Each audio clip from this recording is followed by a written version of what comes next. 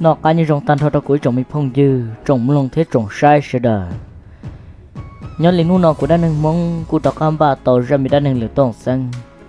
nhớ tàu lửa tông xăng tụ nó là cô giờ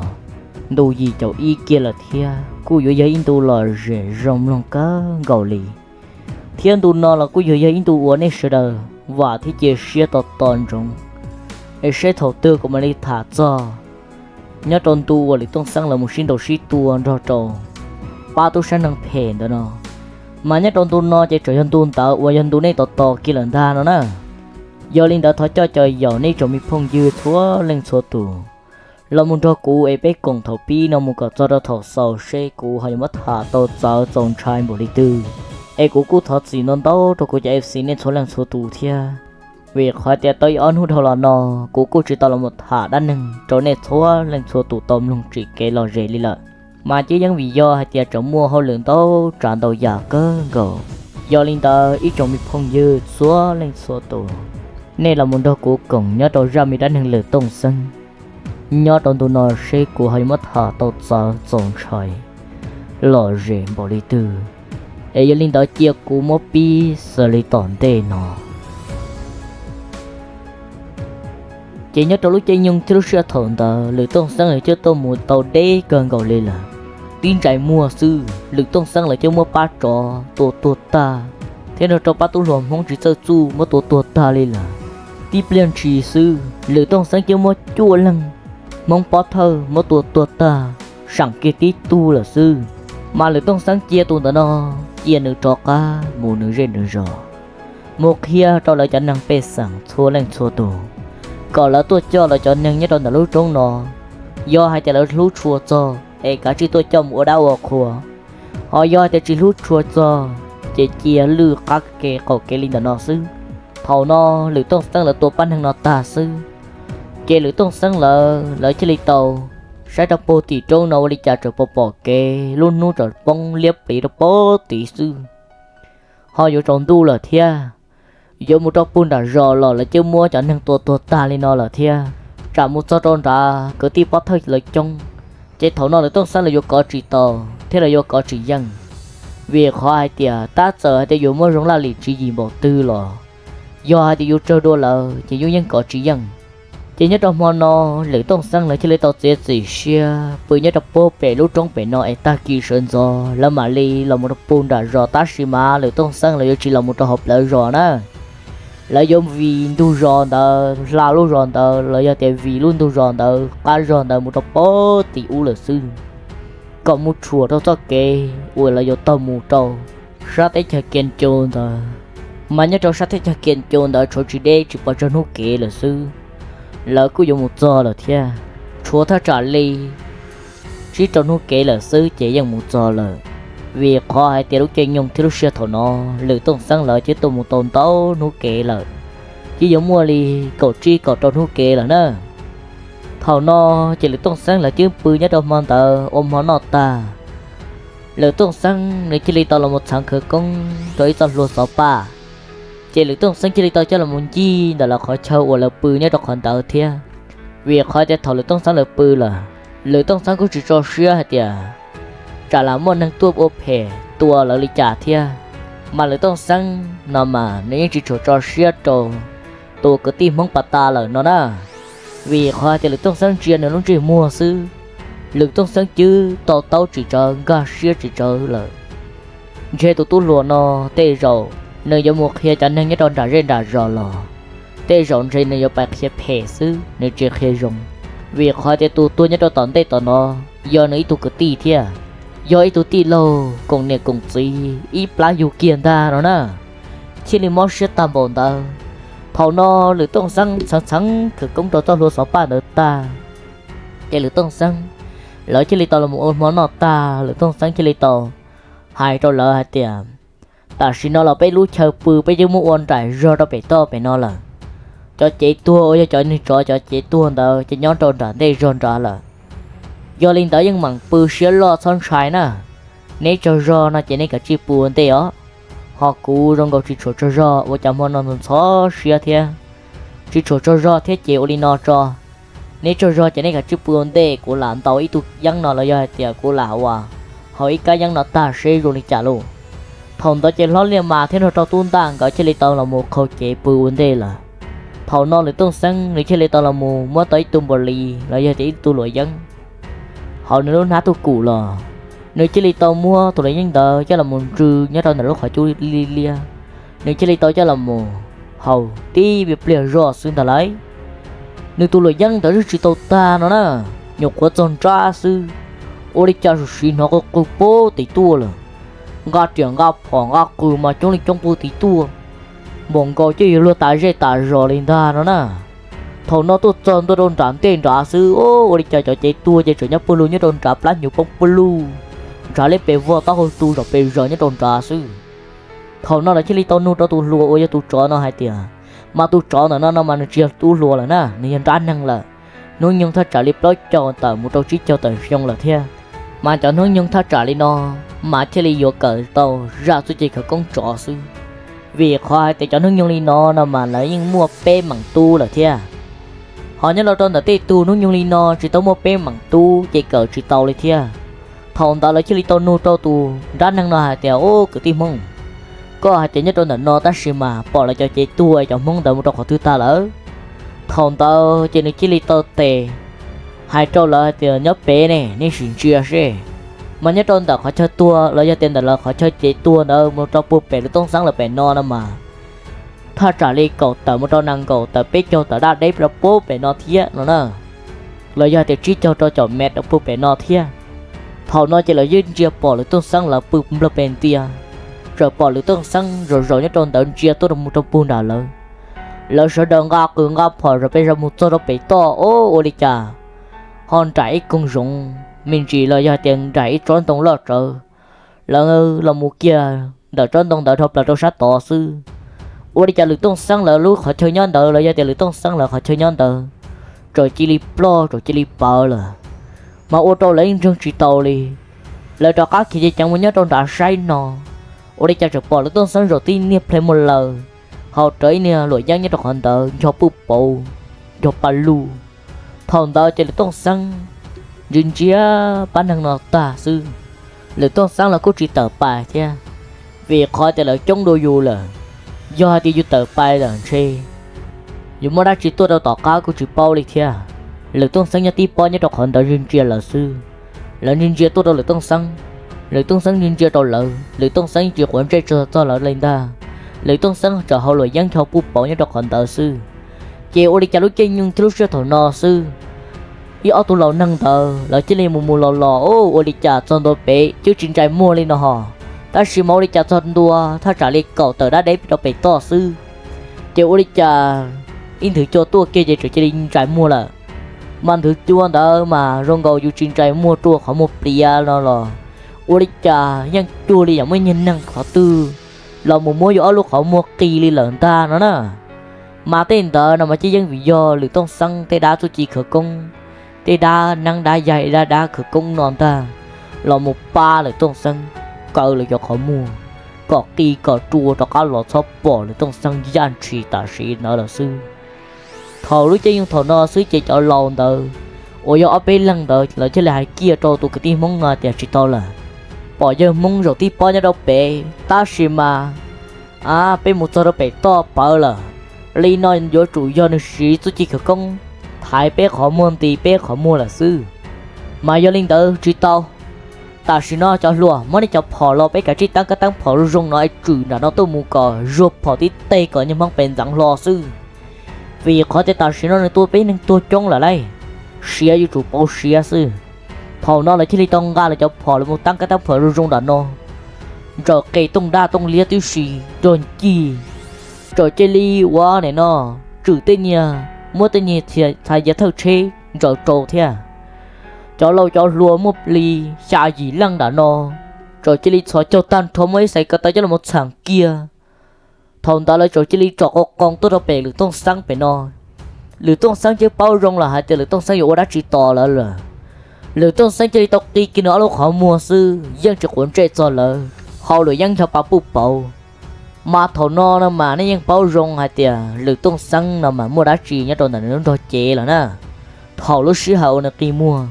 do thế nên trời của cháu đã năng là một số xuân tu nên nhiều chủ bao thế nên dùng trùng gà xia hai tiền lưỡi tông sáng luôn rồi chế mua đã chỉ nhất trong xã hội thảo nó lưỡi tông sáng chỉ lệ tiền nữa lúc khỏi mua sư ủa đi chả bá lô bá luôn nhớ đâu buôn trả no thắt trả lên năng cổ bé cho tao ra đấy buôn trả no mà lại cho phò tí cho phò nên tế sao gì phải cho chua đồ nên tế đi giờ tông sáng trả phò sư thia lỡ rồi chỉ đi rầu rung là nó tăng cái tăng phò rung là cho phò thằng tôi mù pi pi bung bung sư ủa cho chua phò mình cho ba ổn nia ủa đi chả là say rơ nó ủa đi chả tự gì bé sư giờ chiều đi chả tôi như mong bé đi xa mong gọi đi giờ dù thọ lâu đặt cái cho là mong tàu lâu sư tay ủa được tự gì sư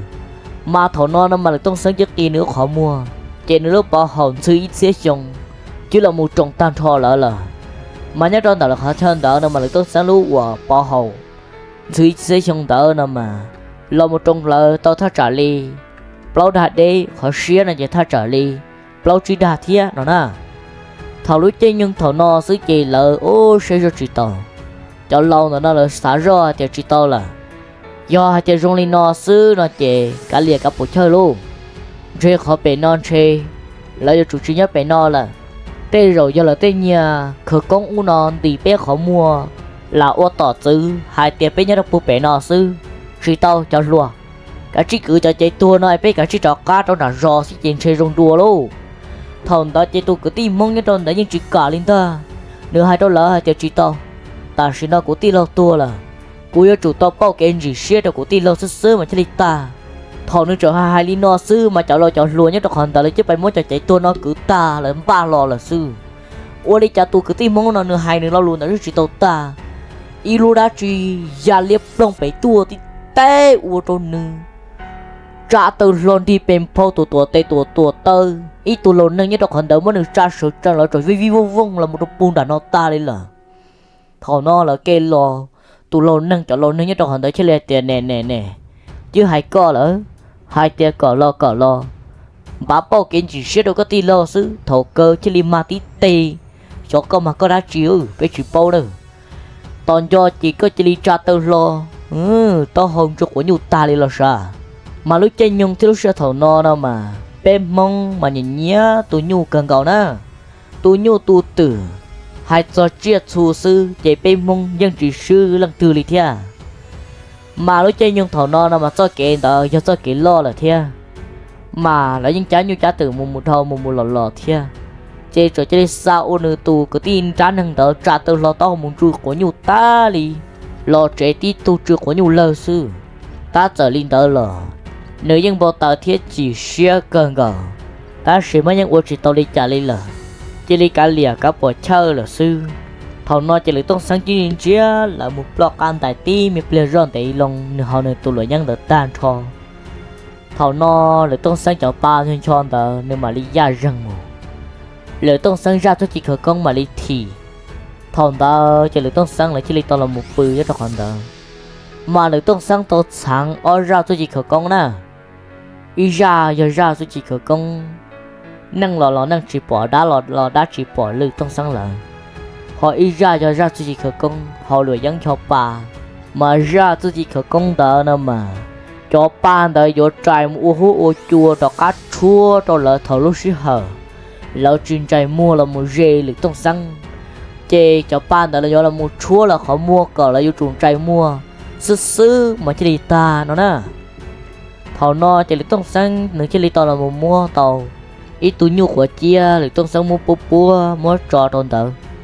vì khoai chỉ lấy tông sáng như bao là hai tiền nhớ trong mò no mà xử mới như chỉ tao ta li no linh ta giờ li từ đấy nhưng chủ tao có một sự tua sư mà rầu tòn tê là dụ còn được bỏ khẩn cầu thầu no lấy tông sáng chỉ lấy tao là một khâu chế pư là đi trả lấy tông sáng pư chơi ít ta mò nhỏ tờ sư lưỡi tông sáng nó ó tu á chỉ là một xin trâu xí to xí trừ mà ô tô mà cho cái trông sư chua li à ô tô tên như sống tông tờ chơi trò chơi li po ya răng ta li lần ta trở linh tờ lo lưỡi tông sáng như chụp cuốn tre đi dân bao rong là hai tiền đi tròn tờ dân có có chỉ dân lưỡi tông sáng tuổi nhục của chiên ở kia linh thơ nó nè lưỡi tông sáng chơi li chỉ cuốn tre một say nơi chơi to kia mua cho môn gì là sư ôi cha ta kỳ sơn gió chứ bỏ kê là lưỡi tôn sáng một lý sợ lò mà thọ nó mà chỉ tao bỏ kê luôn từ na hoa chỉ trội nhỏ nhất trong đời lưỡi rộng tờ sư thọ nó chỉ lưỡi tôn sáng nếu chỉ lưỡi tàu say ra nhất trong đời ít xa khỏi chú tờ ôi nhân tờ tu đông vừa lưỡi tôn sáng tờ muốn được thông của chia bố ôi tu nhu chia cho ra khỏi tờ ôi cha cú chỉ lon trả ta đi mà nhất trong nam mò tờ tu dân trán năng tờ thọ lại một giờ trễ là nương bao tờ thế chỉ xia hẳn chia li yo cho cá tàu tôi soi tông sang đỡ xe lỡ yo chủ nhau bè nó sơ linh ta khó lỡ bỏ và plo mù lò cho dễ chạy plo là nhau đê say tua chạy trở bỏ khó nó yo chủ do chú chỉ khởi công nhận sĩ nhận khó mua xứ thầu nó chạy tu trọ nó nơi chia li tàu tôi say đùa ôi đi cha mong họ chỉ mua thế nếu trời chia li ma lại tông sang tu nhu chiên trầu ôn nữa tạm ăn tuột ta chỉ nên ra sợ lò ô trà tụ dân trán nâng ngò tua tí po nhớ đọc bu tọt lời rõ lỡ chỉ bỏ câu đi trà chỉ tê cứ tê ti san trò lỡ trời chê li cho là một ô đá ô khua lỡ trời chê li mua khớ khó phâu là sư thầu nó lỡ chê li tàu mua tụ luôn tờ lỡ giờ tiền chọn trán nâng thế chọn tú lùa cho là một ô đá ô khua ô tí kê ta chỉ là chê li cho là một phâu là sư chỉ ta kỳ chứ bỏ kê là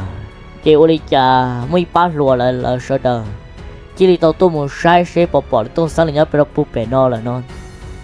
ô li cha tôi một giờ nhớ đọc bè no xứ ô li cha những trò bỏ lối trẻ vẫn lông trâu tia ta xì mà chỉ bỏ tôi sáng là lú chú tơ rồi nhìn cho bà mua hai kia là một lần rồi tôi sáng là nhọc khó chỉ là do tiền một kia li y mi ple sổ to nó xứ thầu nó chỉ là chỉ bỏ cao ra từ chạy tép protein tu nó rồi chỉ lấy mất sầu chỉ lấy nụ một lần xứ thầu tao chỉ lấy tông sang lấy chỉ lấy tao thầu nó lấy như rọc bắt hơn tao trọt á tôi một đôi sát thấy cho kinh trù là mà lúc chơi nhung thì lúc sợ thầu nó giờ xía tao nơi tao mù do tao tụi giờ thơ cho ôi giờ tủa thầu lúc chơi thầu nó chỉ giờ xía tao hai tao giờ tủa thì ô thơ cho tủa luôn bé tủa rồi nó mấy xã thọ cho có thể kể ba thiên ta mà bé chỉ đi cả tuần rồi cô phong ngồi dư tiền chúa tỷ gì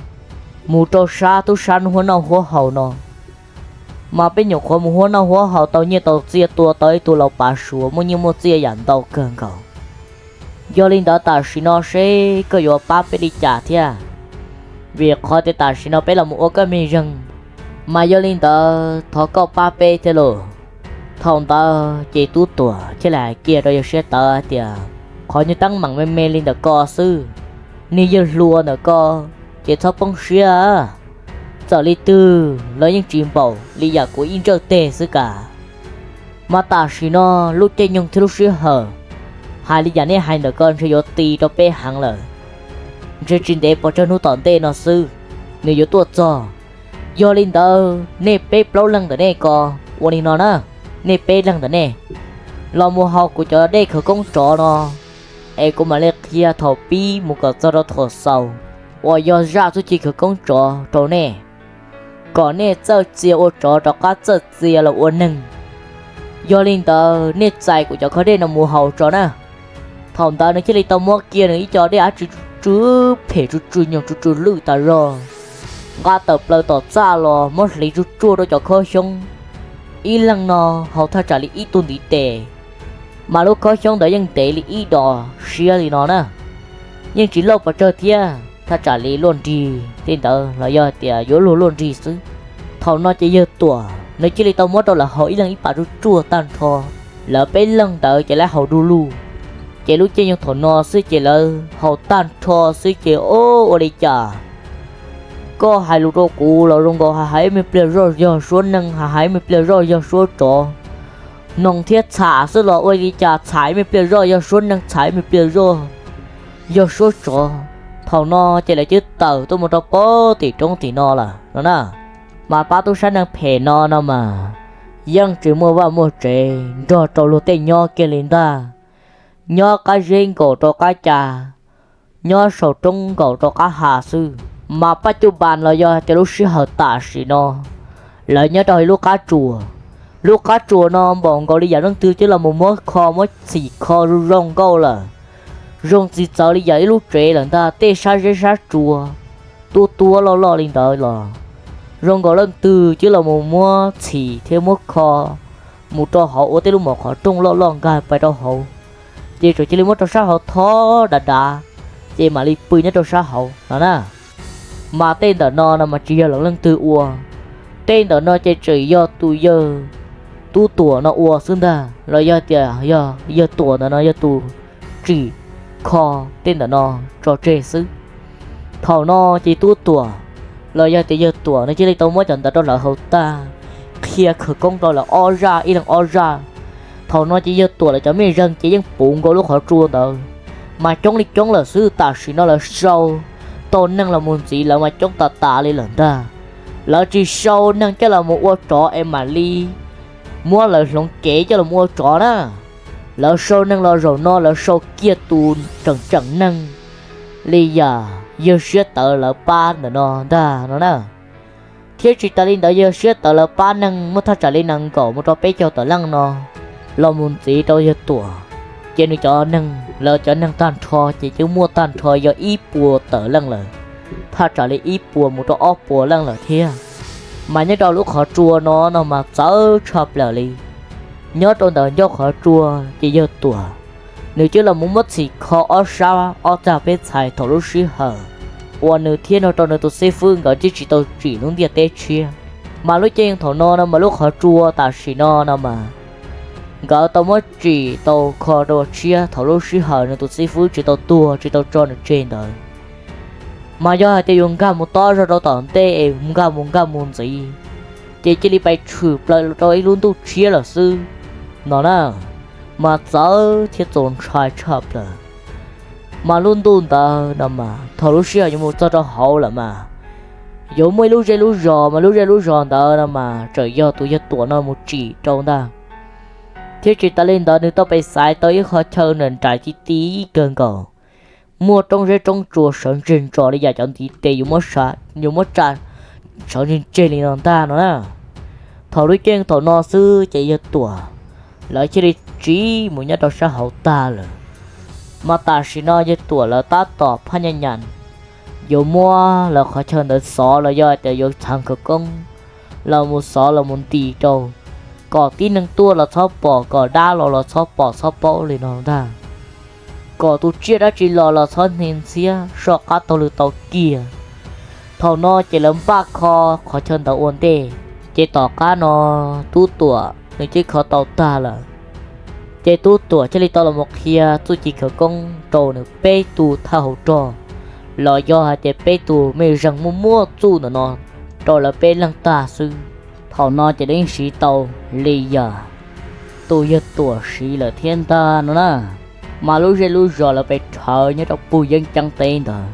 mà lúc rồi tờ nó mà nhớ trong những chẳng tu là mà lúc rồi tờ là phải thở như trong tờ chỉ là cho là cháu tu trộm như trong tờ ta đi là dân chỉ bú lưng từ tờ là trong sân đồ nó kia ê do thì chỉ tao kể trò chạy lâu một trong tờ là tu như thôi cho nó là chỉ lấy chỉ lấy tờ kia li một tay tu nâng mà là một bao tờ cần cầu vì khoa cho chủ là bỏ là tu sẽ bỏ này mình nhỏ nhất là tao tỏ chế ấy là tôi muốn liền một tế sư là rồi chỉ plon chia to lên non chế là bỏ này mình nhỏ nhất đến chia là hàng thầu nó chỉ tay tu chứ ta chỉ chia là hai cái chúng mình nút từ ở là giờ cắt tờ lại một tập số nào gì chờ tờ lại mua lần chơi giờ cắt mua lo là sư em chơi giờ chỉ lại phải đo là bỏ này mình nhỏ khứ hậu cho lên cho tê đi giặt sang thầu u là nó nè họ mua tay tu nâng chỉ tu xưa cơn cầu hai tia ô đi chặt thầu của bọn này trở nho ô đi chặt của bị phế rồi nửa sư ta chỉ nó mà nếu những lúc của cơn cầu nếu những cho của cơn cầu ta chỉ mà của bị phế rồi nửa thì nó cũng lo kia là anh chơi nên chia của thì nó chỉ một tu trẻ chỉ một tu hai của là em chơi của nhân do nữa hẳn thì nó chỉ một tuổi rau ôm mỏ của nó chỉ một tuần rồi của tây không gì không giờ là chơi của gió là nhau hẳn nếu trò chỉ là có nhân do cho này tây tu tây kỳ mới tây tu chỉ chưa mua bếp lâu bằng tu là nhân cho giờ nữa tê mi tu mi nhua cơn cờ nhân cho giờ nữa bỏ là tu sẽ cơn cờ một tê tu chỉ cô khỏi một ông không lạ luôn chi là xứ lò nhưng trở qua tả rồi họ một tê tu cô trở mua trong đời chơi mà tôn tế cơn cờ chân chỉ xứ mà đi đó cá sợ lò ta trở lên tờ là chính nhau là một môn tàu nu tàu cá chỉ là chứ chỉ chuẩn cho là bao là tu sĩ luật tư cho chỉ chế chuyên tàu là bao niệm mình nhọn tờ mà chọn tờ mà lại cho là bao niệm mình nhọn cơ cầu nữa họ cho qua chế non tàu nung chú tên tờ là mà là chỉ chùa do luật tư là họ mới cho mà chuẩn cho hắn họ no tụi thơ cho giờ tuổi hai trò tụi mình riêng quả năng thêm trò tu vàng cả hai tiền ta chỉ nó mà nay tụi dân chua tôi dễ rủ là chỉ hai nay tụi là dân cho của tụi tí dạng cầu thế nữa do hai tiền tôi cho nó bây giờ tới chờ nó kiện chế bây giờ kiện thì đòn chưa hở cho cái tôi năng bao đòn chua chơi vừa ô tô bê bông chữ mua là mà chơi ô tô bê cho là lúa nó có kia một chiếc tàu rong tạm tôi lấy tôi chỉ năng chỉ mua rau nó là chè yo cho chỉ tao quá tờ mà giờ linh tờ nó mà ta chỉ nó bây giờ chủ tôi chẳng pha chỉ bao hạt tiền tôi lựa tông xăng nó yo tôi cho tao bây tế bây chờ nhớ tao nô tư giờ linh tờ bây cái chỉ tao cá một sâu nâng rối rõ nè chỉ bây sáng cho hai tôi lâu tôi lùa chúa cờ giờ chỉ nâng giờ sư chỉ cho tôi có tan thô cho nâng ủa mua đào mua rò nó nhung tha trả li cậu trí một trâu năng cậu bây giờ tao lúc xong một tuần tôi đâu trí cho xong tên đó nữa mà giờ linh đó thì nó bây giờ chủ đó có một số cả tàu tràn đó cả tàu tra cu lòng một gì thế mà cũng răng tàu là hai tiền do để bây giờ tôi nâng chống tam bọn đó là mà tê rồi tôi lựa tông sáng nói những nhỏ chỉ tàu bé kia li do linh đó bây cả trí một số cả tàu nâng là một trong còn tàu tràn đó lo muốn gì cho bé ít bùa tờ lăng tu trò là để ít bùa tờ lăng tụi mình rừng hậu thia bé gì sâu chống cái gì rong sư vì khoa thì bé lúc tết chờ nhá cho bù ra dân tế nữa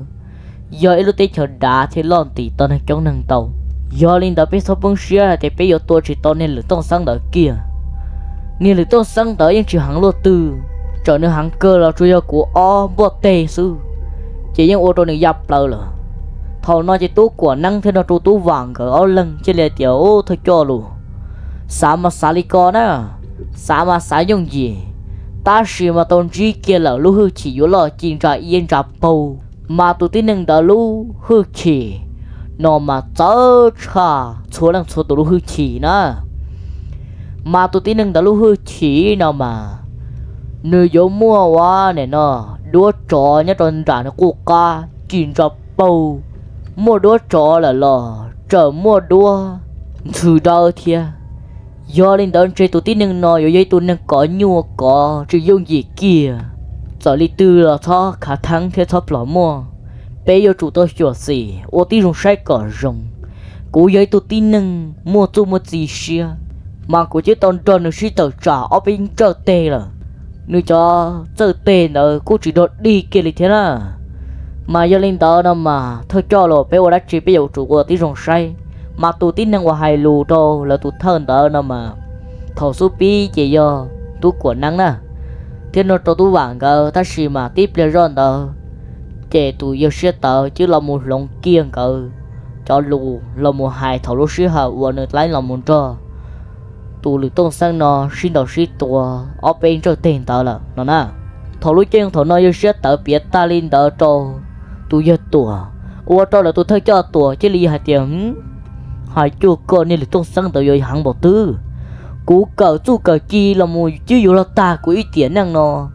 ta chỉ nó cú giấy tuần năng chỉ chơi lầu chỉ chơi tua chỉ chơi mò chỉ chơi môn tra do lên tới cú giấy tuần năng do xe do nhân tế thờ một xe như là bồi xong chỉ một plot chỉ một tua mà của những chuyện trai như là tôn sang nó kia ta sợ hai tên nhiều một cú xe tua ở bây giờ là lo cú do xe những chỉ tàu tu kia ta trở lên đó là cụ tiền cái tết tớiอยู่ cho cả là một xí chùa gương cầu sư thầu nó lô hai nhà tròn trai cha cú hai cho luôn nó bông trồng sư ô tô xe tờ nó trâu của năng nữ tu cư tu vả lờ bê lưng từ nó chẳng tan thua ý kê hư ta ý kê hư tu bỏ cả cơ sở rồi bây giờ lỡ chơi đi tia rong cơn cầu lên là thôi cho của nó bê là mù chỉ tao co là và thế chỉ xía hai cái cô ba tao bê thia thằng tao chỉ giờ tuổi chơi lại tiệt thâu bông xía ha giờ li tư là nếu như có chỉ tao cố kia li ta giờ hai tiền nếu mua chú mua chi ô chỉ nhóc cá là bà ta ở nơi hai tiền tụ tí nâng tao nếu mua ít tụ đua trò thiếu mấy tụ đua sư em bây giờ cho nó hư chỉ do linh tao nó bây giờ linh tao thằng tao chỉ tụ lấy tờ trả ôi giờ sẽ tao cho lấy tiền do cơn đó nè cú tụ tờ non ta cho tụ tờ trả cho tụ lực tông sáng tờ nào mà nếu mua ó lu hư chỉ rung linh tao mà cho tệ chỉ bao hai tiền lu hư chỉ đó ó lu hư chỉ đâu nếu xài tao lấy trả cú là cô chỉ tao bao kia lấy thia cô bé linh nào tao có sư ấy giờ linh tao có một xây phư này có bỏ bao lấy trả thia nếu kia lấy hai kia tao nếu bé tụi mấy rừng đó tiền tao cú sao mà tụ cho và nè hay đã đâu nữa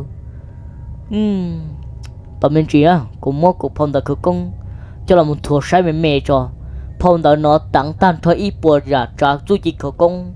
tan thôi nhớ trò nó chui ra để chỉ mua cho chú chỉ khẩu công nhớ trò nó mua cho chia lu hai cho này cho khẩu công sư chỉ mua cho thân sẵn dù hay thế dù cỡ tao nhớ trò nó nếu chỉ đi tao là muốn đèn tới cho đồng thổi tiếp điều rồi sư mà phong tao mà tua hàng nữa phong tao nó mà nửa hai tia nửa tu sĩ phu lợi chứ khởi tao tiện năng mà lên là một giờ đâu nửa tia ta chỉ nó mà nửa tu sĩ phu mà lợi chứ khởi tao tiện năng pu là po lợi dơ po công là pu xong ít xía gì buồn đó là mua là nó nè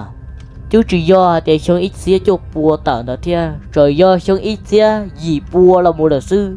mà hai kia là mà té chập là thầu lưỡi chơi nhưng thứ sẽ thầu non nữa cho là mình thụt tận thôi cho nó bông nó còn tao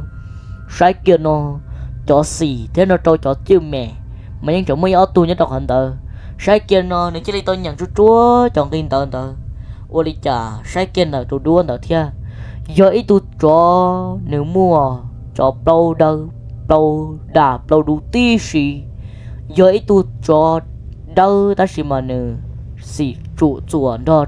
cho nên xì đa thiết nó nè mà thằng nó muốn nhận tan thua sư nếu mà lên ga xia thiết to hả tiệt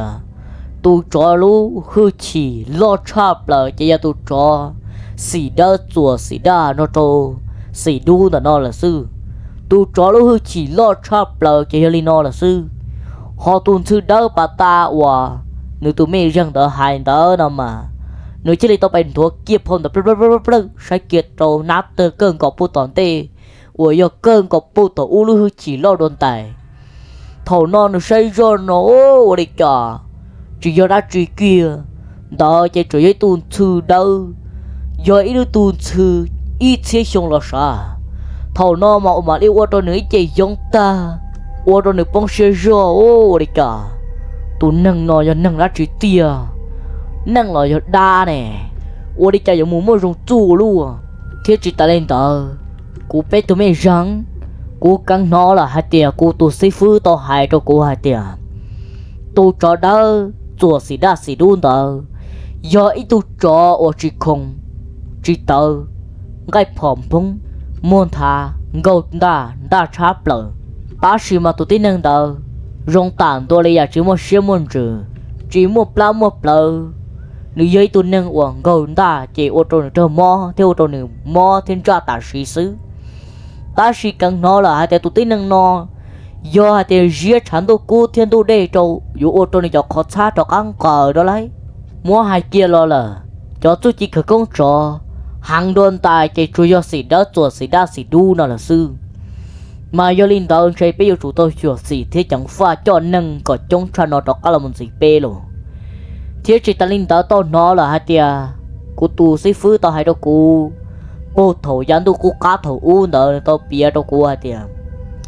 tao non tao tiền năng thầu lò nó là cho cũng chỉ nhớ cá hạt tiệt tiệt từ kia là thế xong và cho kia đó là thế chơi chứ bu xong bỏ công việc chữ là nó nè nếu tao kia đâu của hạt tiệt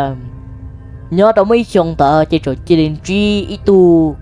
mong mà tao mong tao sợ cần cầu cứ tự nên té là một trong buồn trào xuyên là nó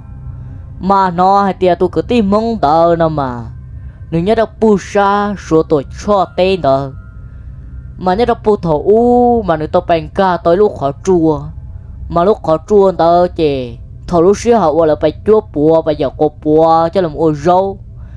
chỉ tôi cứ tìm mong tao nếu rồi chỉ linh ca tao hậu chỉ nếu rồi chỉ linh xưa chỉ tao kể tao cho cá lò nếu rồi chỉ đi bạch khờ tao ít lúc bỏ hậu chỉ đó đâu chỉ nếu chỉ bao trái pla đâu là rồi chỉ đi mua khó không tao mà rồi rong cầu rồi rong sư chỉ nếu chỉ muốn no là tỏ cá nó ta trên nơi trò chili nó to thì nó lúc chế trò chili trải một quấy tuôn sư đâu mà tuôn sư tớ nó nè mà mua hai kia do hai tiệt hai liền ấy hai nên trở bỏ tụt sẽ năng nhiều mông mua ô tụt đua rồi đi nó nè mà sai tôi thì tuôn sư tớ nếu nhỏ tôi ít xía tớ xong nó là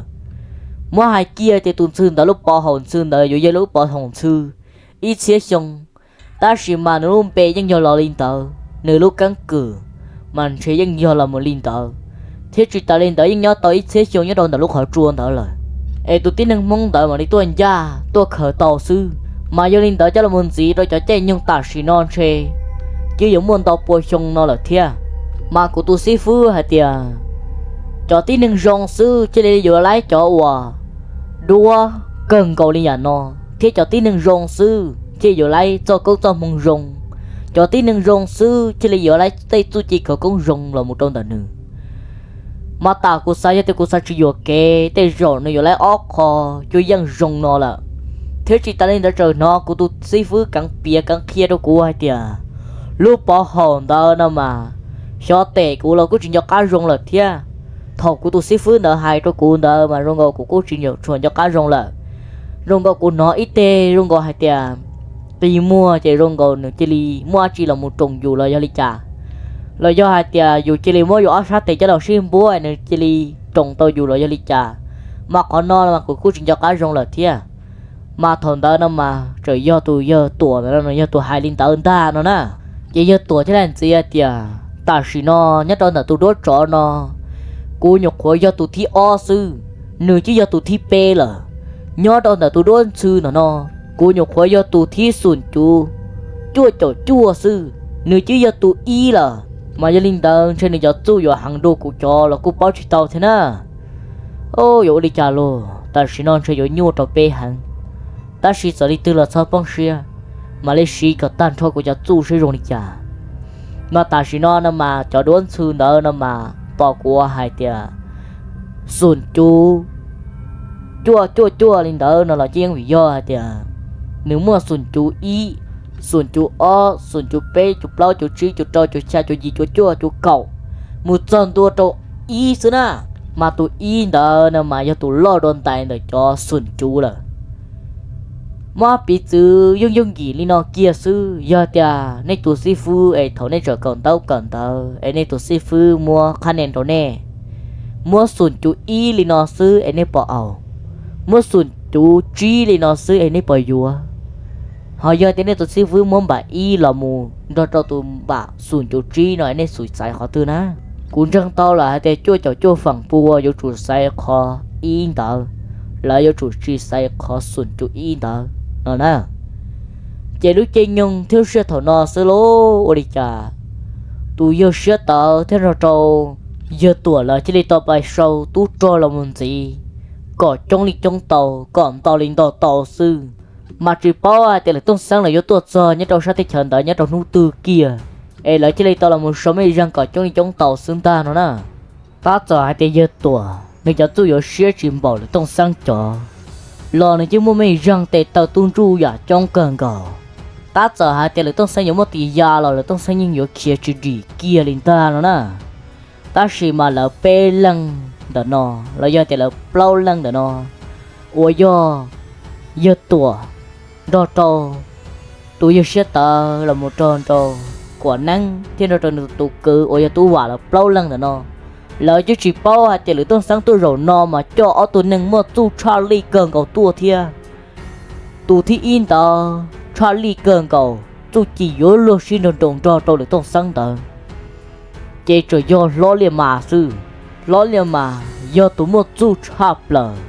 nhớ trong tiết tây nó do tôi răng o là sư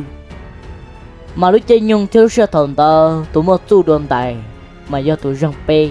của do tu ta chỉ mà cô chỉ bao hai tiền tốn đê nào mà cô trở mua cho nâng cho tu chân đầu thiết nó nè ta chỉ cô chơi hai chân đầu là tông sang là bé lần nó xưa thầu nó mà lấy chỉ tao bao hai tiền là tông sang là bé lần tôi rồi nó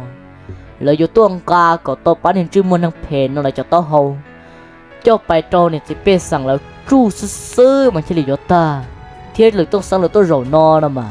lực tông sang tôi cho ao tôi nâng Charlie mua trả bằng sườn cho lực tông sang ô cú tua thiết vì khó tiền lưỡi tông sáng bao là hạt tiền chọn cho kê lưỡi tông sáng nhiều tôi rồi nó dù giấy chọn cho kê ở phở xì chọn tao luôn đang cho xìa tao lưỡi tông sáng chỉ là dù tao xì ó tụi tin đừng non cho lưỡi tông sáng tuần gì thia ê bê lu rồi là một xì ba thôi đã thôi rồi là chỉ là dù nhỏ tàu thia nó nè chạy lối chơi nhưng thầu nó lưỡi tông sáng là tát tàu tôi chọn tôi bố bể chia tê nhớ đâu bố bể sát cầu tê chia tê tao lối tê chờ kiên trồ kiên ta thầu nó mà tụi yêu siết tao nó trâu tụi yêu tua là lâu lần nó mà nó trâu lại cho mấy răng nó mà nhớ trâu push kate gì trâu push trả là việc khoai chạy là bao hay chạy là tông sao là tua chạy là chứ sầu năng bó bể nó là một trâu bùn trả lời nó nè vô sâu cả tôi chống đi chống tàu thầu lúc xí hà thầu nó chạy là tông sao là tua thì mình chỉ rõ sư lỡ chứ đi tàu tua bông nhất là lấy rồi mong nó nằm bằng cú chia lú lo đã bật trời naถ้า trả lời cầu chi một trò năng cầu lúc khỏi một chuyện ta sư giờ lú rồi mong nhớ tàu cá sẽ lù nu tua nun ra tàu rồng cầu nu bông liếp lì ta bù thì bông trong mua o lú trong là một sợ yon chê cú trình chê yo xia cú chỉ xia ta tỏ thầm đà thôi ta tỏ hai tiền là một o kho nhỏ sim bua kia luôn nô bông chè bông đầu sát tiền đầu sư nơi dọc bông là một rong câu thi do hạt tiề nhớ đầu sao mày nó thì bây giờ thọ tê sốt tông tê cũng thay đổi rồi rong phải thay đó ta chỉ mà nhớ đầu bù thân niệm đạo là sư chè cho lầu thân niệm đạo chỉ tao mua sốt tông xì chè lúc chơi nhung thiếu sơ thổ nó sư lô lực tông sáng là tao là một bông nhớ đầu lúc rõ nó lực tông sáng là chơi tao là một thọ chế so nhớ trò lũ rò no nhớ đọc bơ bể tu chữ rò bể no chế ua chà nhớ đọc bồn trả cá ròn trả nó mà mấy tu giờ luôn bể hoa tiề giờ trông nó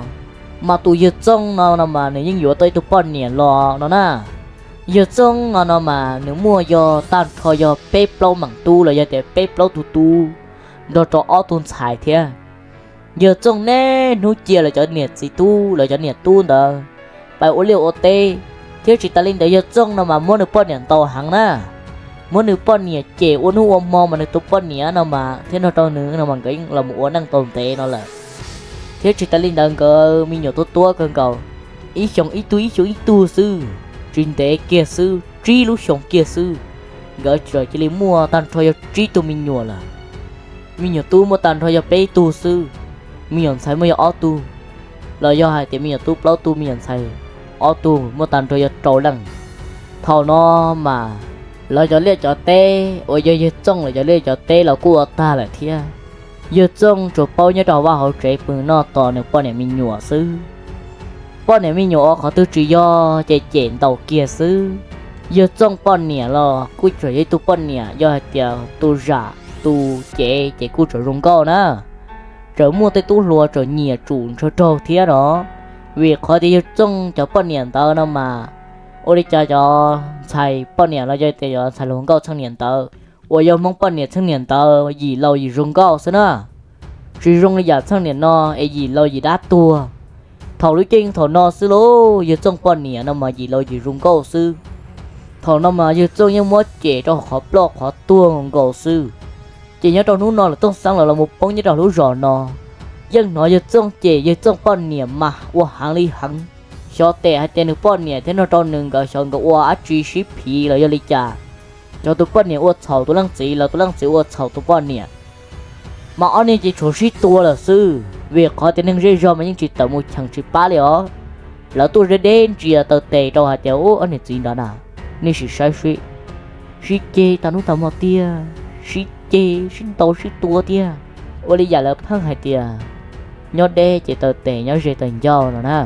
thầu đối chiên thầu no chỉ ho hai tia tụi năng sĩ một tụi năng nhiều chế đi nó xứ lò chế người tia tụi năng nhiều người ta tỏ hậu tới thông buộc hậu chế tụi lăng niệm ga tập là đôi họ trong chế này những chỉ chờ đã truy linh ta nữa nè chủ yếu tụi lăng chỉ thoát sự và mấy gia chẳng đông bỏ kia cho tụi lăng niệm còn tụi lăng niệm đào kia xứ tụi lăng niệm tôi đào kia gia chẳng đông tụi lăng chỉ bỏ nhớ nó phụ tỏ khỏi chút tụi nó là một đào kia chế té ô tô tụi lăng niệm đào kia thông buộc họ đỡ mà cho cú sọ cú lù xứng ta cho bà lù xứng ta nữa nè việc họ thì tụi lăng niệm trong ga tôi mù đầu là để tôi mùa mua là chua sao nó có xìa rồi mà lên ca cho mày phải phú rồi người cho mình nhầm bùa nó chiều đi cho tôi lăng nhiệt đầu kia giá chán tao tới chỉ tí té tôi lăng nhiệt to kia ta xin tao chơi trò chơi ô cho tôi lăng nhiệt thông buộc khẩu đó cho tôi lăng nhiệt tao tôi nó công đồ à thông buộc khẩu giá tí té là một lá kia tôi lăng nhiệt lú đá cỏ là một trò pun ra bó tư là nó chè ô nữ mó đi mó cú lu là sư thầu nói chỉ lăng nè qua chờ vò chỉ tôi lăng xí tôi là một mớ tôi lăng nè tàu hay tiền đi cho tàu bắt nè để đá chi qua đi cho ô lửa eo ô chia để tam bộ co ô đá chi chúa tí rung sai liền ô chia để tam bộ coi trời là một vô cô đá chi thế nữa thầu nó ở nè xí nó trời chỉ là một sĩ chế xin tàu còn tàu nó nè mà thầu nó mà giờ trong cho tu thế nó cho chọn sai chỉ chứ lo là tu lo chỉ chứ muốn hướng nhân ta trả lì có lúc xong là họ đôi lên đó chỉ nói nhân thay trả đi sai gì muốn tôi chơi xong tên đó là thía nó nè thọ nói như trong chuyện đi thọ tôi cứ ôn tôi bắt nhẹ là một đợt tao là một tí lạc cừn gì đó có cú chỉ té ôn to hôm trả chỉ suy lại rúa xía ta xin tao qua tôi cho mi tú mi nhỏ chỉ qua khiến chúng đông ta xin tao sơn ta nó nè mà ô tô là qua là số lô thọ nói chỉ qua tao ta chơi chỉ thọ lúc xưa nó là chưa trồng tu cho tệ là thiên ta nâng nó lên là tê chỉ là rờ là chỉ vô ta là chỗ tê cho là li chỉ là một rờ ta chỉ nói chỉ ô đi cha tụi lăng niệm nó dùng một con chó số này số rầu mà qua giàu sư tu chữ sư ta chỉ mà ô đi cha rồi nó dùng một con chó luôn trả số là qua thọ tê thọ niệm chỉ cứ tin cho phong dư ba là kề lơ tao trâu liếc về vô tôi sai sẽ dùng một sự sang đã chi nó tụi lăng chỉ cái ô hàng xin ta cho tiệt chú một tuần năng niệm câu sư thầu nói chuyện tú lăng chỉ một ra triệu vô tí té tụi muốn triệu tí tê uôn nữa nữa tuần sai nhá đâu sát tí ý tuần tí tê nó tuần thọ đâu tuần sai chỉ qua là ta xin đâu lô việc khó tên tuần sai trở nó mỏ nhá trong là trong nó nè việc khó tên tuần sai đó nó mà trở nó mỏ nhá trong là trong chè nếu muốn đi lút tay uôn nữa lút tay nữa nó mỏ đó nếu muốn thắt địa và cho đó lút tay mà chỉ năng nó mà chỉ nôm lô nu chỉ muốn nhiều và chờ lấy chỉ muốn nhia chỉ muốn nung mua hai kia thì nó mỏ cò nó mỏ cừ nó li nó xứ nó là mà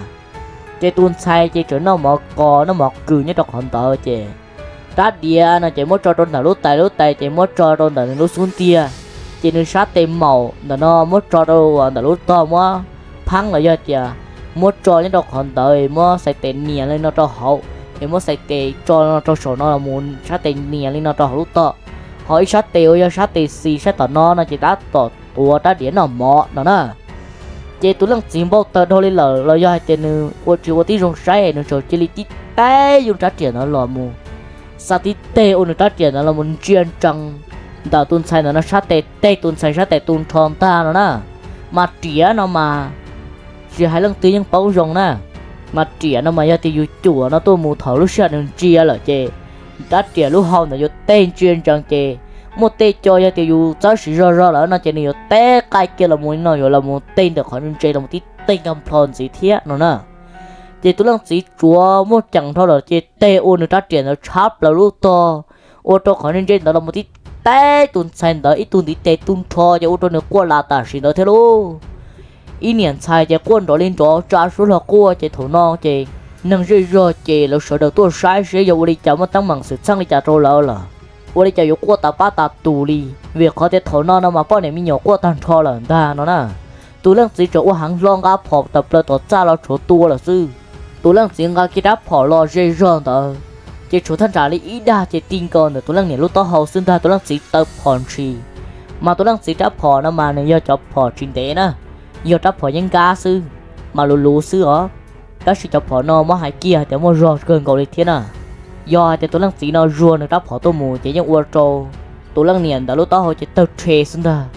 thọ nó nên bê sẵn rê rô số lăng số tù tàu trâu liếp bế vào tôi sai sẽ giống như ta bằng đá trì ôi lấy chả lỡ chế năng đó nó phân niệm mi nhỏ ở một cô vi vư li nó lên ta thọ nó chỉ nên bê sẵn là sợ đợt tàu trâu liếp bế vào tôi sai chỉ cháu lâu rồi những đọc hoàn tàu đấy chứ lấy chả tu ở chủ đó chủ thâu lên tờ co trâu nha mua đá trì nó làm mà lấy ô tí rong hài sư ô đi chả có giống ô phê tam bảo co đâu có tụ phân niệm đi ô đi chả nên chúa cứ chúa ti chúa năng chúa trả chỉ bà hay chỉ cho bên tua sư mà ta chỉ nó mà nơi cho chúa cứ chúa ti nó cho chúa năng chúa núa do thì có một nửa ôi nó tua kia nửa do thì nửa tua là nè lâu tôi dùng sợ tua chỉ có dùng lấy chỉ thành thò na chủ nó chỉ dùng một cái đáp phổ đi co một cho đó á cho một đó chỉ mà đi thả thòn đó chỉ nửa chất li hai kia rồi là chỉ nửa chỉ dùng hai cũng to nè hai to hai kia làm gì mẹ hai kia mẹ hai kia chỉ có tua kia đấy thò nó mà tôi dân là nó mà chỗ hàng lo sức tiền ta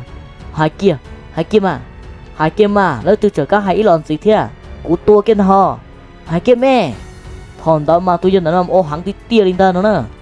cứ mình trổ lên trò sư rồi cha cho nên hậu năng rồi cha cho nên hậu giang hậu chua rồi cha cho nên hậu có đeo cô trở lại thế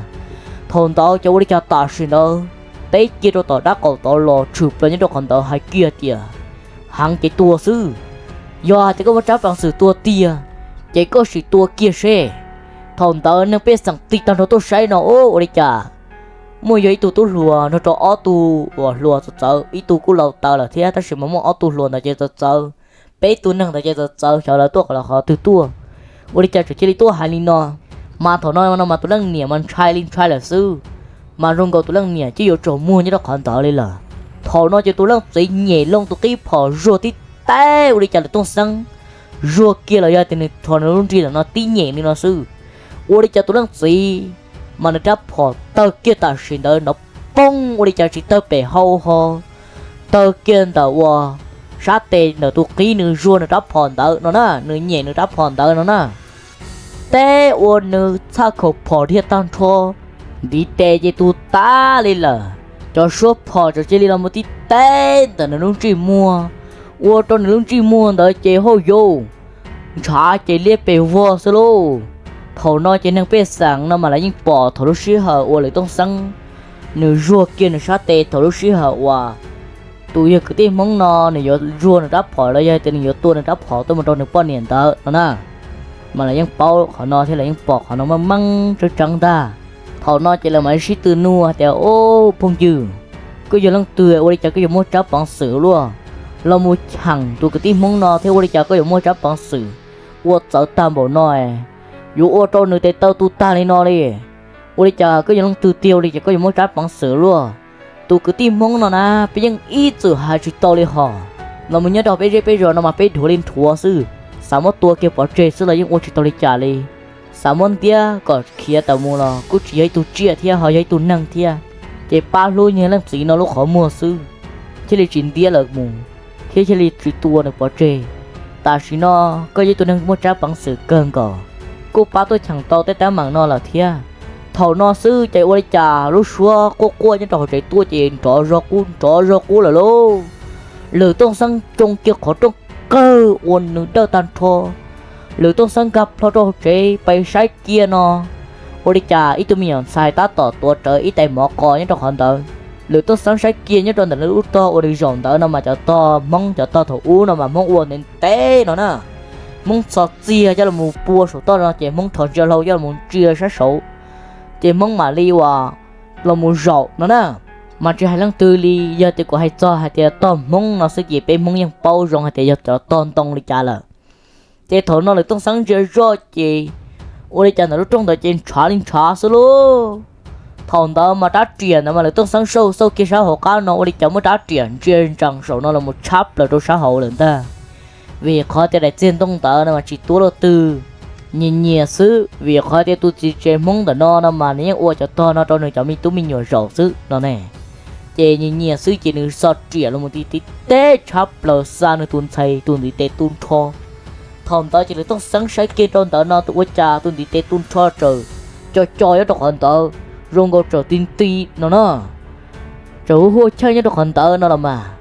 lườiต้องsáng sớm ra tuôn say nó chơi đi cho chơi xỉa ta đi là năng rơi do chạy là sợ đời trên chỗ chung hay chung xưa tờ trôi chạy lấy bề vô tụi lăng gì thế tụi lăng nè non cả lúc chạy chạy chỗ cứu nhia sư vì khỏi tới có chuyện chạy rồi rong theo giờ chạy vòng gắng sư thằng nói chỉ tụi chửi rồi có hai đôi là chạy nên xong cả đấy chạy trâu lọ gà là chạy gà mình chỉ xứ nè xong cả tuần tàu chạy mình lấy ra chạy cứu nhia thằng nói bây giờ tôi chỉ tàu thế thằng tao được say rồi nó được tôn sáng khẩn gọi tôi đi tên tao chờ chỉ cho thế trở nên ti lên tao mà lưỡi tôn sáng nào mà một chu hàng này lưỡi tông sáng nào mà tôi dạng tra tôi đang tua sợ nó nè lưỡi tông sáng khi tôi muốn tuần đi tên tới cho là một thằng câu tôi tuần say nước sát tê ô tuần tới thằng tới nó mà chọn trả chuẩn tương tương tới nước sát tê lo thằng nó chỉ tuần say chọn trả chỉ ở ta là chỉ nên chứ bí chủ cho mua là lưỡi tông sáng một thằng câu trâu sứ chỉ lưỡi tông sáng ót chua khởi công trâu sứ chỉ ô đi cả trả tu do ta xin đó xin bảo kia ta xin đó là tuần sai đối số quân đã trở lên chơi kia lần ta nữa là mà lấy sai rồi là tuần sáng khi lòng tề sư ô lấy cha tuần đi tên đã cho cả là một chuồng gấu sát tề rồi lấy cố là tiền lố thổ nói chuyện là tuần sáng là bỏ là tuần sáng lấy nói chuyện là chỉ đi mua là tuần sáng nó cũng luôn bị trả mà đó đúng tia dân ta chỉ hai tụi lo tụi giao tụi lo tụi lùa là bỏ lăng tụi sai kia sai tụi thế nó nhiều mong rồi trả tia nữa nè là mà lấy nua hả chả ô cái tim mong ô đi chả có một chu luôn có họ tua thế có luôn bề hồi chả lời tôn sáng tế đâu lỡ hả chả cú luôn bề hồ hả chả lời tôn sáng nó cú tua đâu xa phá khê tua thầu lúc trên thầu no xứ chịu ô đâu lỡ kỳ giống ta ấy chạy tua ta đi tê tu trên đó nó bông rồi nở chơi họ tê tu chê họ mua tua họ kê họ vô tua họ kê họ mua tua hồng gân ca thầu nó chỉ lợi cho nên tới chỉ ít cho chuyện tao bơ lu thầu đó chỉ được tông sáng chỉ lấy gì kiên để cho nên chứ chúng tập là đó sáng nào nó mất tụi lăng niệm ga kia một cho đó hỗ trợ chua khởi con plank kiên thì ở tới có nhiều plank kia cho tụi lăng niệm khó o nhung chun tờ rồi chỉ được ô tô tụi lăng niệm lúc xuân ra tờ rồi chỉ đến chưa rõ là lỡ tông sáng chỉ lại kia đó là tiền này bỏ môn hồi nhu tụi lăng niệm nó chỉ lấy tiền mua cờ nhớ đó khó từ nhớ đó đã luôn có nhung trả lửa tông sáng phải chọn tôi đồn trả sư lửa tông sáng thâu chua tàu cho lúa nhu mà bên mong cho lúa nhu thâu ôm mà giờ tí cho lúa nhu lo và trong có tổ sinh than nó nè lửa tông sáng tao phải mua tao ót cho lúa nhu lo nữa là giờ thì ít cho sư lửa tông sáng cá kia cho luôn đó là một cho đâu phải no sư nâng bê sẵn là mà say lửa tông sáng bê lấy vò sinh than nó nè khó mấy chuyện trả lên ta trai chẳng trai mua chỉ bỏ lửa tông sáng một tí giả tự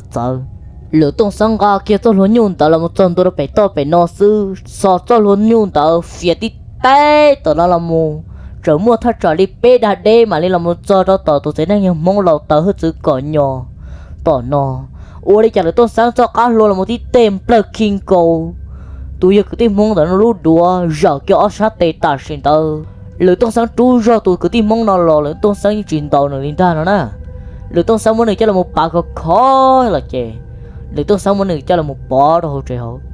lửa tông sáng hay rồi là tiệt to là lúc hậu lửa chết tiệt lo lên nó là nên cho nên sẽ biết sang số đó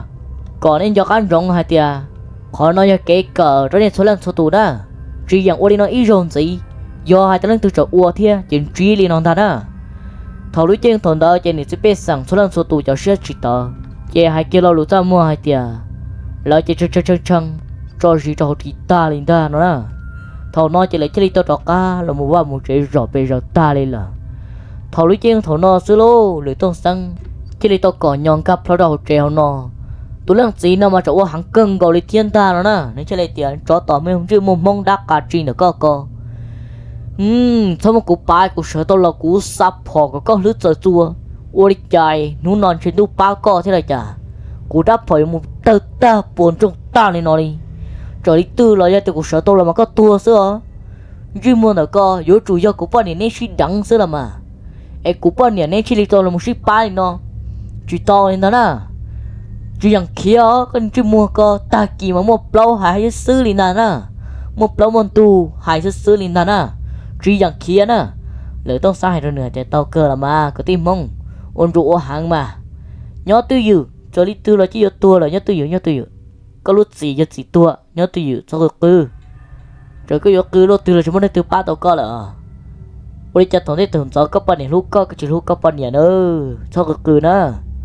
rồi lý tư nó nói nhiều lái phải nhớ rồi họ tao xứ liệu dân liệu lái phải nia quán hay gì nú nó có tao rong lỡ nú có tao phê nú nó có tao phê lỡ nú có tao rong nè nú nó có tao rong bự nó nhon nó xứ lỡ nú tao phải nia quán hay gì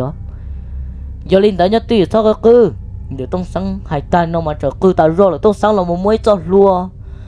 đó giờ lúa nhu lúa đi giả tuần đi tết cho cá nó lỡ tông sáng thằng cái công ty xí cho là một khi kia giờ nó khỏi châu khi kia là nó khỏi châu rồi một tua kia khỏi châu rồi một khi kia là nó khỏi châu rồi nó khỏi vô hai luôn là non ta nó nè một khi kia chỉ một giờ kia một tí té rồi tỏ sức cứ tao nó chỉ lỡ tông sáng một giờ kia tí tê lên tao cũng chỉ giờ một thứ thế ta chỉ một khi kia ai còn nữa hai số tàu lù là sư lỡ tao sáng tao là một hai cho tụi này chế nó thì tụi mình nha dẫu đi chợ có tụi gì không có cần tàu thằng tao cho nên cái này hai kia rồi là tao sáng hay thì ô cô chỉ bao lịch thia cho tệ bắt tan nữa cũng cam bộ khẩu muốn nó ta xem mà cô tụi gì mua ít tụi từ từ cho là một chùa cho cô rồi chỉ đi đợi tụi từ từ đó chỉ cô thông bộ khẩu rồi chỉ đi vô là một tài là do theo vô là một món chùa đâu cụ chè cụ tu chỉ rồi chỉ đem vô tờ cho nên rồi chỉ lấy ô đâu nữa phải chọn nhà tu rồi chỉ lấy là một ô đi nó đâu phải chọn nhà tu xứ mình nha có bảo bảo có tuần sai tu tê là nè thằng ta trên tu bận nè trả số là của ta sẽ mà cho tu giờ tao nói tu bận nè nè trả số là của mình đó thì tiêu lô lưỡi tông sai rồi nè thì sau của nó đó trả nó phải sẵn là giờ đó cá tôi sai đồ thia thằng nói giờ sao mua sau của nó đó rồi đi tư là của chú ba tao có tuần sai tu tê sai sát tê đó cá rong là nè có chuyện là có sai đòn tờ thằng tao chỉ tôi lăng nè sai cái đòn là lúc to chỉ tôi lăng tôi mi nhồi cho nó mỏ của nhớ đó còn tờ rồi luôn nhớ đó còn tờ trả chỉ clip về vô có mua chạy chờ mua oka đun chia là một tròn tàu ở sát plu nó nè việc khỏi để cho mi nhồi nó mà gió nhẹ chè không cho là có lá luôn tua chè có thế gì trên tên chuyên môn là đu tại rồi thế thầu nó chỉ tôi đang nè chứ đây là một sở trần là một khởi kia này tụi mình xài thì mình xài có bộ đi chào có tuần thì tệ bồi mò họ mình xài thầu ta tuần xài chứ đây thì chỉ mò nè chỉ mò thế chỉ ta lên đó tụi chỉ lo được có chứ bắt tôi của nè chỉ mò thế thầu ta chỉ tôi đang nè chứ đây tao là một sò trâu lại tôi sáng trâu ta lại tôi sáng chứ đây tao muốn được tra sợ hay đó nữa thì ta kỳ mà bây giờ thấy trong plau dần ở nè nè mà sẽ có tin như đọc họ tươi hay cho cú ta kỳ của mình chơi năng sàn từ mùa hai rồi là còn là tua bây giờ mới trong plau thả mà trong plau nó mà lo hàng luôn thằng ta chỉ tao nè khi chúa ta sư lưỡi tung sáng như chỉ bự lên ta nữa nè lưỡi tung sáng như là tiểu lì là thế rồi là thế chỉ nhớ rồi họ nó nè sao muốn có tụt gì đâu nè chẳng có tụt gì là sợ lòng ốp hệ đi chặt đâu có thế thầu nó cũng cho là thế trên của bác chỉ tàu co thế na tụi lăng nè chỉ lấy tờ ô linh tờ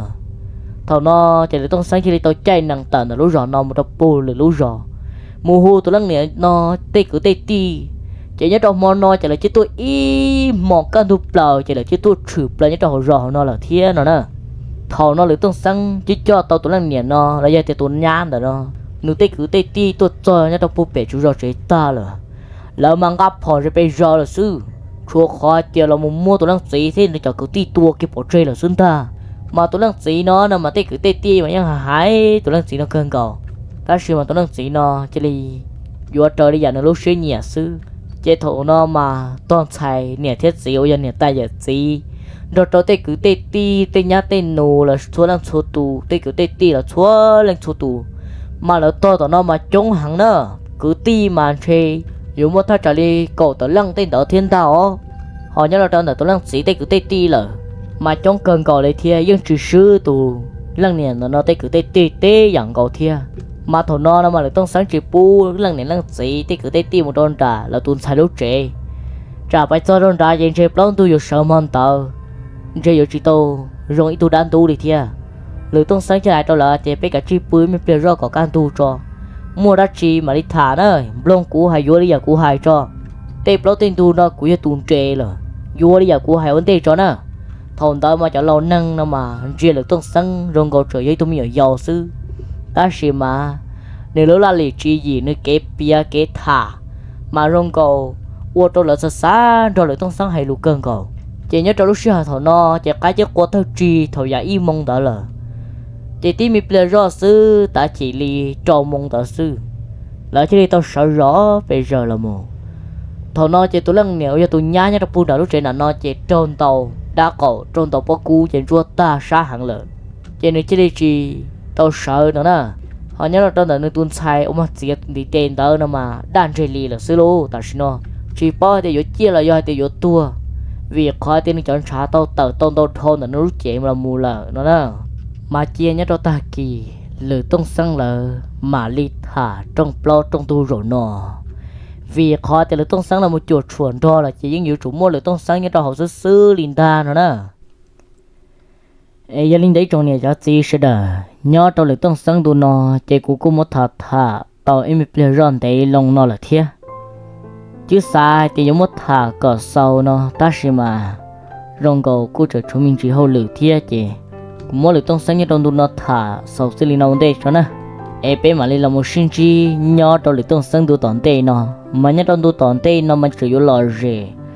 rong lòng cơ cầu đi thiệt do linh đó niệm long ta là sao nó cá lại thiếu sẻ bút cũ thiếu chỉ ta linh đó bắt đi tam pu ấy thầu cũ cho tờ tua là nên chỉ là dụ tụ super ấy do linh đó niệm long ta là cho thôi có nên tròn chỉ sẽ cái nó cái như rồng sư bé mà lấy sinh chi nhá tròn tụ chia toàn đây nó ủa tròn đó